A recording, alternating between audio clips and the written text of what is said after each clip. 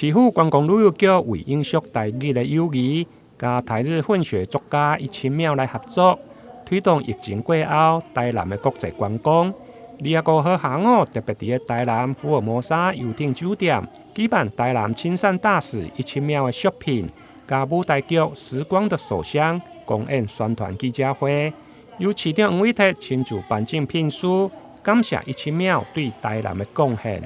17妙小姐她的这个台南亲善大使，可以说是我们台南市的荣耀。但在2019年的时候，因为那疫情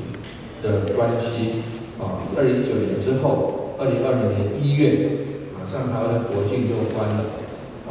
那从那个时候开始就没有能够及时跟17妙小姐再取得好的联系。那总是好事多磨，非常感谢17妙小姐能够再次担任我们的亲善大使。我前一阵子被续聘的时候，我有说好像嫁给台南的感觉，所以成为台南的媳妇这2年半，其实我没有事情可以做，但是我相信一开放台湾跟日本的这个旅游的大门之后呢，我就有很多事情可以去扮演的。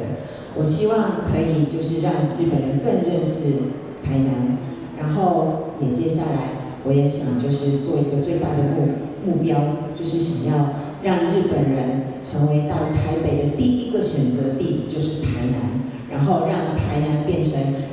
日本人心中最喜爱的城市。现场除了颁发17秒亲善大使的证书，另外嘛为李刚导演的舞台剧《时光的手箱》由17秒担任女主角，用家己的故事来宣传。我身为演员，从来都没有演过一次我本人，所以这个很多人说是不是很简单，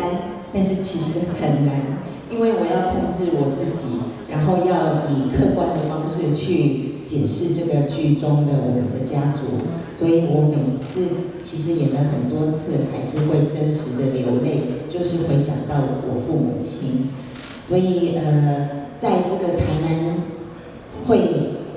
连续演3场，也是我们的最后的3场，可以在这个台南市演，是对我来是非常荣幸的事情。这个戏第一个不一样，它是很女性观点的东西。我们从来没有在战争都是男人跟 women 在讲，你从来没有从女性的眼睛去看过。他爸妈的故事太特别了，男人是国的认同，女人是家的认同。男人是一心想做日本人，做不成日本人的台湾人。这妈妈是一心想要做这个台湾媳妇，做不成台湾媳妇的日本人，实在太妙了。只有战争才会发生这么巨大的变化这个故事真的是太吸引我们，所以把它拿出来做这种感觉。那8月5号要在台南演出，还有一个就是我把它做得非常的电影的，非常的节奏跟结构，人物都有过境，剧情推动得非常顺畅，中场没有休息，记得带手帕来看。这出《时光的手箱》舞台剧将伫8月5号到7号连续3天伫台南文化中心的演艺厅公演。台南市政府观光旅游局